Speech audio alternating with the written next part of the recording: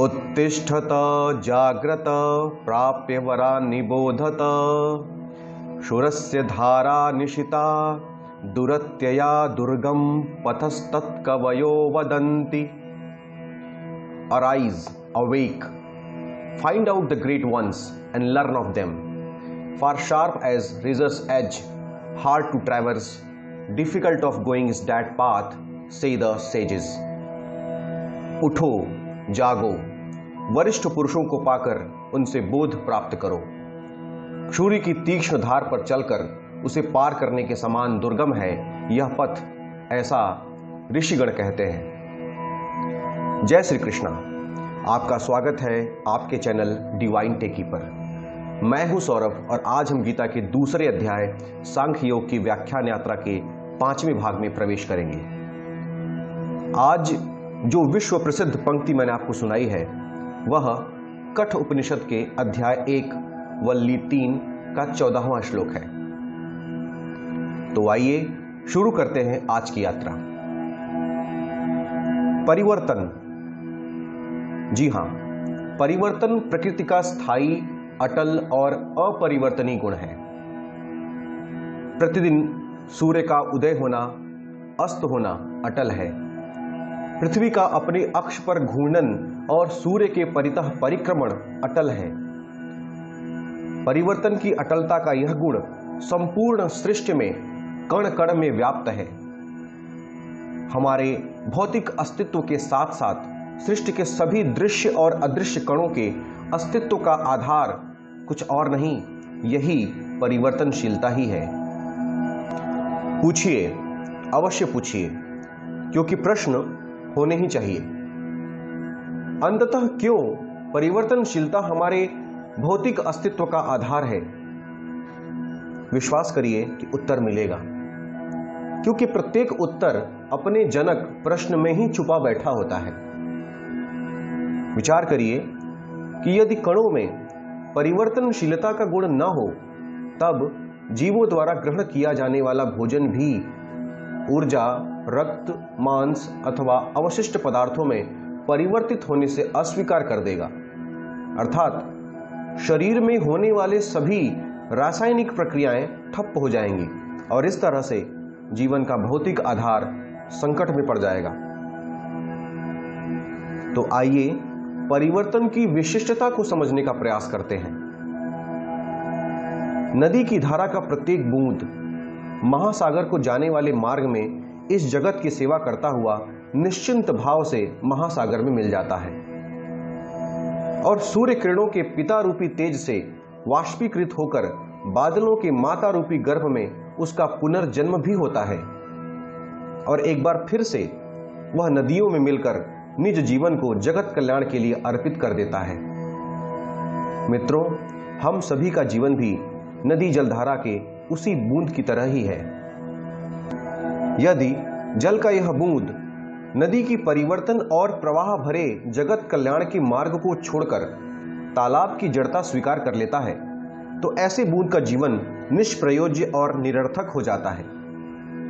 यदि हम भी परिवर्तनशीलता से डरकर नहीं बदलने की जड़ता स्वीकार कर लेंगे, तो फिर नए नए गुणों अथवा कौशल आदि सीखकर समाज की दशा कौन बदलेगा? कौन उसे नई दिशा दिखाएगा? परिवर्तन के इसी रहस्य को समझाने के लिए भगवान ने इसी अध्याय के 26वें और 27वें श्लोक में अर्जुन से कहा, अथ चैनम नित्य जातम नित्यम वा मन्यसे मृतम तथापि त्वं महाबाहो नैवं शोचितुमर्हसि जातस्य हि ध्रुवो मृत्युर्ध्रुवं जन्म मृतस्य च तस्मात् परिहार्येऽर्थे न त्वं शोचितुमर्हसि। जिसका अर्थ है, हे महाबाहो, यदि तुम इस देही अर्थात आत्मा को नित्य पैदा होने वाला अथवा नित्य मरने वाला भी मानो, तो भी तुम्हें इस प्रकार शोक नहीं करना चाहिए, क्योंकि पैदा हुए की मृत्यु अवश्य होगी और मरे हुए का फिर जन्म भी अवश्य ही होगा। इस जन्म मरण रूप परिवर्तन के प्रवाह का परिहार अर्थात निवारण संभव नहीं है, अतः इस विषय में तुम्हें शोक नहीं करना चाहिए।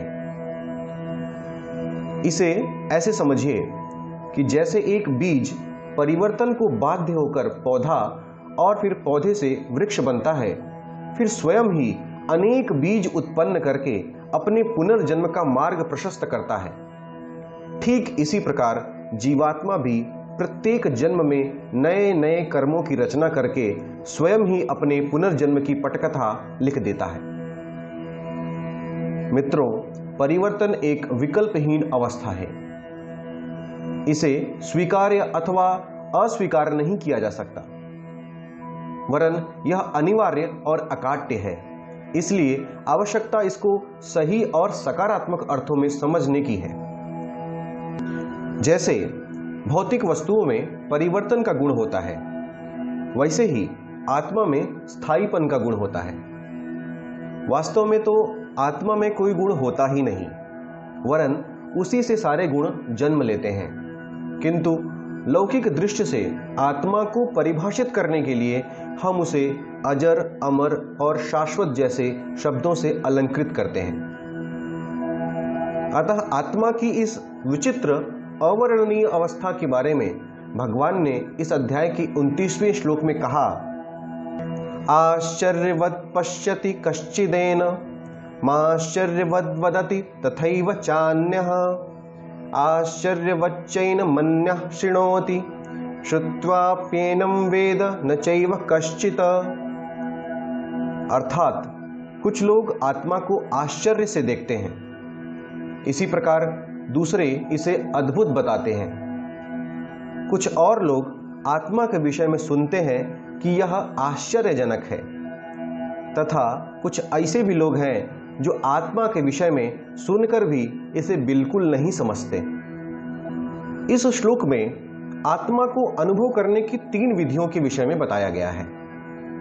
पहली विधि प्रकाश अथवा दर्शन विधि है, जिसमें एक शिष्य परमात्मा प्राप्त गुरु की सहायता से आत्मा को दिव्य प्रकाश के रूप में देखता है। दूसरी विधि ज्ञानी महात्माओं की है, जिन्होंने ज्ञान साधना द्वारा आत्मा का अनुभव किया और उसका वर्णन करते हैं। तीसरी विधि भगवान की विशिष्ट कृपा पात्र ऐसे व्यक्तियों की विधि है, जो आनंदमय ओम आदि ब्रह्मांडीय ध्वनियों को सुनकर आत्मा का अनुभव करते हैं। भगवान ने यहां एक चौथे प्रकार की व्यक्ति के बारे में भी बताया है, जो सत्य का सतही खोज करने वाला चंचलता युक्त पुरुष है, जिसके सामने ज्ञानी पुरुषों के प्रवचन भी बेकार हैं। इसलिए ऐसा पुरुष आत्मा के विषय में सब कुछ सुनकर भी कुछ भी नहीं समझता। मित्रों, गीता व्याख्यान के इस प्रवाह को रोककर मैं आपको अक्षर विज्ञान की ओर ले जा रहा हूं, क्योंकि साहित्य की भाषा की शुद्धता पर ध्यान देकर ही उस साहित्य के वास्तविक भावों को प्रकट और अनुभव किया जा सकता है।